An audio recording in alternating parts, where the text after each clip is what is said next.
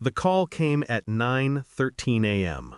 Her tone was polite, restrained, but I caught it, the fracture beneath her words. "Mr. John, could you come to the school right away? It's about your son." The pause after son told me everything I needed to know. Not danger, not injury, something worse, something human. When I arrived, she met me outside the classroom. Her eyes flicked toward the door, then back to me. "He brought something for show and tell," she said quietly. "He said it's his mother's secret phone." My pulse slowed instead of racing. It's strange how the body reacts to betrayal. The heart doesn't panic, it listens. I stepped inside. The children were quiet, watching. My son sat on the floor, legs crossed, a black smartphone resting in his small palms. Not my wife's phone, not one I'd ever seen. He looked up at me, innocent and unknowing. "Mommy said not to tell you," he whispered. The world around me bent inward. I crouched, smiled because I had to, took the phone. My hands didn't shake, they never do when I'm angry. That night, she was making dinner, chicken, the way she knows I hate it. The phone sat charging on the counter. She didn't notice. "I stopped by school today," I said casually. "Our son brought something interesting." A flicker in her hand. The knife paused mid-slice, then resumed. She smiled, too easily. "Oh, what was it this time?" I didn't answer. I let the silence grow legs, crawl between us. The lock screen was her face. Same smile, different lighting. Same woman, different life. Inside were messages, photos, a separate world. A number saved only as J. I went through them all that night. Every word a knife, every image a precise incision. She hadn't just cheated, she'd documented it, hidden it behind her motherhood. When she kissed our son goodnight, I stood at the doorframe and watched her. Something about her tenderness repulsed me. I didn't confront her, not yet. People make mistakes. Liars make patterns. The next few weeks, I became a student of her silence. The sudden phone checks in the bathroom.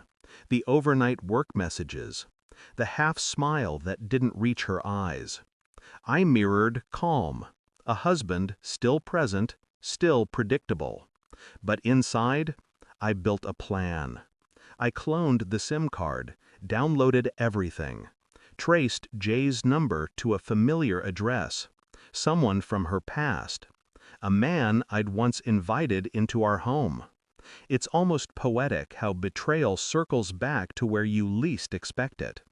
Each night, I watched her sleep, listened to her breathing, imagined what kind of love demands that kind of deception. I didn't want revenge. I wanted understanding. By the end of week 3, I had both. The truth came as a file, digital evidence wrapped in precision, timestamps, coordinates, photographs. There was no room for doubt. She hadn't just cheated. She'd built a parallel existence, a world where I didn't exist. That evening, I invited her to sit. No anger, no voice raised. "I found your other phone," I said. She froze. Just a fraction of a second, but enough. Her eyes widened, then softened into tears. She reached for words, for me, for something human to hold. I handed her the printed messages, the pictures, the receipts.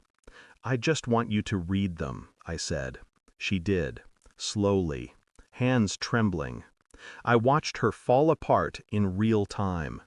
Every line of text a dismantled lie.